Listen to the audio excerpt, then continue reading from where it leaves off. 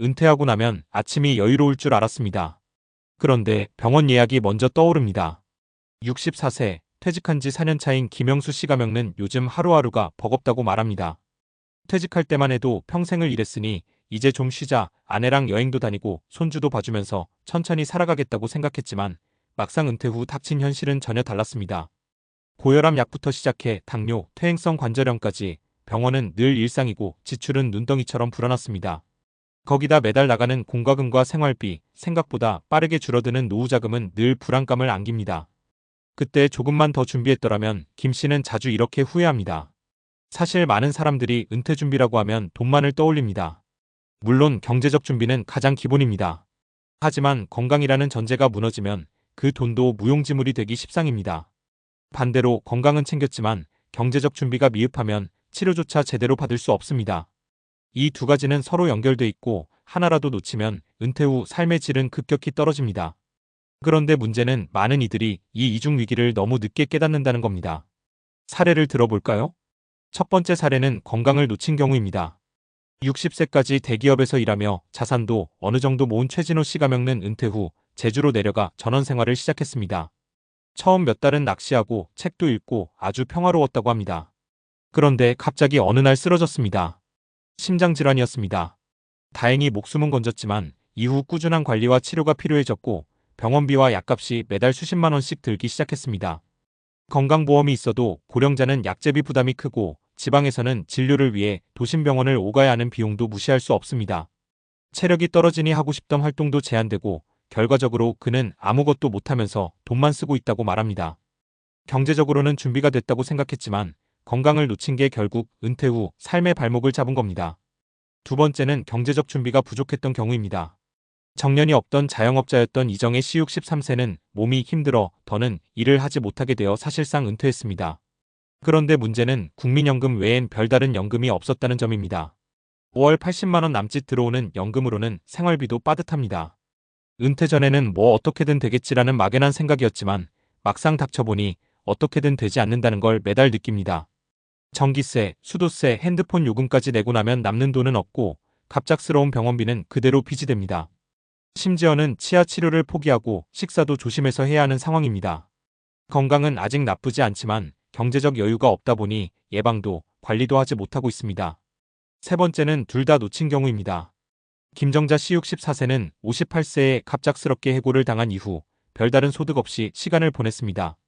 건강도 점점 나빠져 관절 수술을 받았고 이후 일상활동에도 제약이 생겼습니다. 경제적 여유는커녕 병원비가 부담스러워 치료도 제대로 받지 못했습니다. 자녀들에게 손 벌리기도 눈치가 보여 끙끙 앓다 결국은 기초생활수급을 신청했지만 자존감은 크게 떨어졌고 우울증까지 겹쳤습니다. 그녀는 말합니다. 그때는 내가 여기까지 이렇게 살게 될 줄 몰랐다는 생각뿐이에요. 이 세 가지 사례가 특별한 사람들 이야기일까요? 아닙니다. 통계청의 고령자 통계 2024에 따르면 60세 이상 고령자의 45% 이상이 본인의 노후 준비가 불충분하다고 답했고 그중 약 60%는 건강 문제와 경제적 어려움을 동시에 겪고 있다고 응답했습니다. 문제는 이 준비가 단순히 돈을 모아야지, 건강해야지라는 수준에서 머물기 쉽다는 점입니다. 실제로 실천하는 사람은 적습니다. 건강검진을 받고도 방치하거나 연금 설계를 뒤로 미루다가 아무 대비 없이 은퇴를 맞이하는 경우가 많습니다. 그렇다면 어떻게 해야 할까요? 우선 건강과 경제를 함께 설계해야 합니다. 예를 들어 정기적인 건강검진은 물론 만성질환 예방을 위한 운동 루틴을 만드는 것이 필수입니다.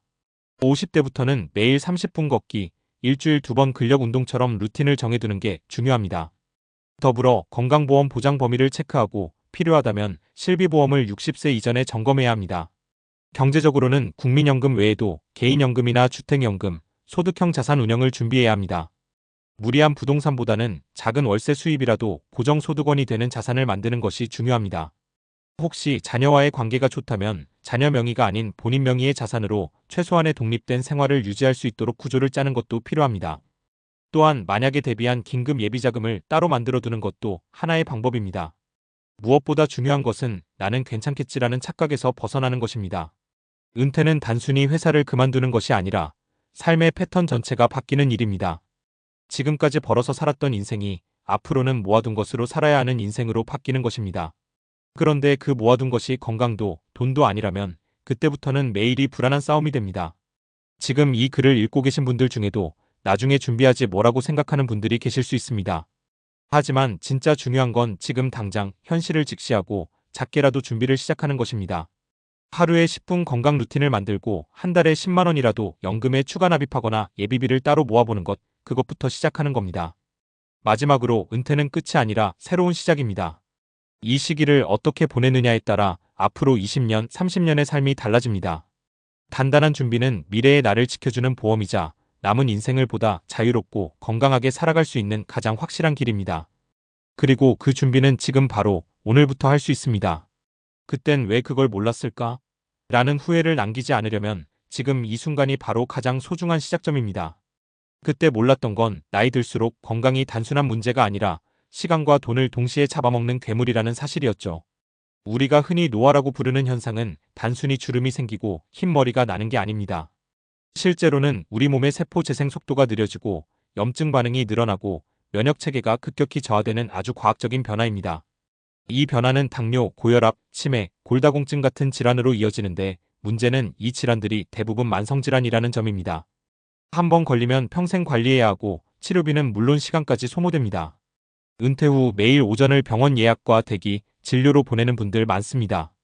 그게 바로 건강을 놓쳤을 때의 일상입니다. 여기에 중요한 사실 하나, 우리 몸의 회복력은 50세를 기점으로 급격히 떨어진다는 겁니다. 예전엔 감기 한 번 걸려도 이틀이면 낫지만 지금은 열흘, 보름씩 끌고 가는 이유도 바로 여기에 있습니다. 그리고 이 회복력 저하는 근육량 감소와 직접적인 연관이 있습니다. 60세 이후에는 매년 1%씩 근육이 줄어들기 시작하는데 이건 단순히 힘이 줄었다는 수준이 아닙니다. 낙상 위험 증가, 당대사 문제, 면역력 저하, 심지어 우울증까지 이어질 수 있는 문제입니다. 그래서 노후 건강관리의 핵심은 병을 막는 것이 아니라 기초 체력을 지키는 것입니다. 이게 바로 우리가 매일 30분 걷기 운동, 계단 오르기, 가벼운 근력 운동을 해야 하는 이유입니다. 그런데 여기서 하나 더 짚고 넘어가야 할 게 있습니다. 바로 두뇌 건강입니다. 나이가 들면 기억력이 떨어지는 건 당연하다고 생각하시는 분들 많죠. 하지만 단순한 노화와 치매는 다릅니다. 그리고 그 차이를 가르는 게 바로 뇌를 얼마나 쓰고 있느냐입니다. 의학적으로도 뇌는 사용하지 않으면 퇴화하는 기관입니다. 읽고 쓰고 이야기하고 배우는 활동이 끊기면 뇌는 퇴화 속도를 높입니다. 실제로 은퇴 이후 갑자기 치매가 시작되는 경우가 많은 이유도 여기에 있습니다. 일에서 손을 떼며 사회적 자극이 줄어들고 일상에서 뇌를 쓸 일이 줄어들기 때문입니다. 그래서 은퇴 후에는 새로운 루틴이 반드시 필요합니다. 아침에 일어나서 햇볕을 쬐며 걷고 간단한 신문이나 책을 읽고 사람과 대화하는 일상. 작지만 이런 루틴이 쌓일수록 뇌 건강, 심리적 안정, 신체 리듬 유지까지 전반적인 건강을 지켜줍니다. 또 하나 우리가 간과하는 것이 심리적 건강입니다. 외로움과 소외감은 단순히 마음의 문제로만 치부되기 쉽지만 실제로는 면역력을 낮추고 질병 발생률을 높입니다. 최근 연구들에 따르면 사회적 고립은 하루 15개 비의 담배를 피는 것만큼 건강에 악영향을 줄 수 있다는 결과도 있습니다. 그래서 은퇴 이후에도 꼭 사회적 연결이 필요합니다. 친구를 만나거나 동호회에 참여하거나 온라인 커뮤니티라도 꾸준히 활동하는 것이 생각보다 훨씬 중요합니다. 그리고 마지막으로 이 모든 건강관리의 바탕이 되는 건 생활 리듬입니다. 은퇴하고 나면 자유로운 시간이 생긴 대신 생활이 무너지는 경우가 많습니다. 밤 늦게 자고 아침 늦게 일어나며 식사도 제때 하지 않게 되는 거죠. 그런데 우리 몸은 24시간 생체 시계에 맞춰 작동합니다. 특히 60대 이후에는 이 생체 리듬이 더 민감해집니다. 수면 패턴이 불규칙해지면 면역력이 떨어지고 기억력에도 문제가 생기며 전반적인 피로도가 쌓입니다. 그래서 은퇴 후 가장 먼저 해야 할 일은 일정한 기상시간과 취침시간, 규칙적인 식사와 활동 루틴을 세우는 것입니다. 지금까지 이야기한 것들을 다시 떠올려보면 결국 이런 구조로 정리됩니다. 경제적 준비는 선택이 아니라 생존이고 건강은 삶의 질을 결정하는 기본 인프라입니다. 이 둘은 따로 있는 게 아니라 맞물려 돌아가는 톱니바퀴입니다.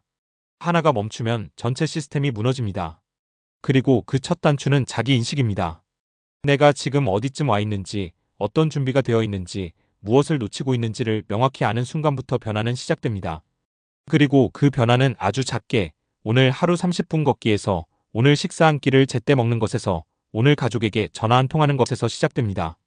지금 이 영상을 보고 있는 당신, 늦지 않았습니다. 지금부터라도 내 건강, 내 경제, 그리고 내 삶을 위해 한 발짝, 오늘 한 걸음만 바꿔보세요. 그게 5년 뒤, 10년 뒤에 당신을 지켜줄 가장 강력한 전략이 될 테니까요.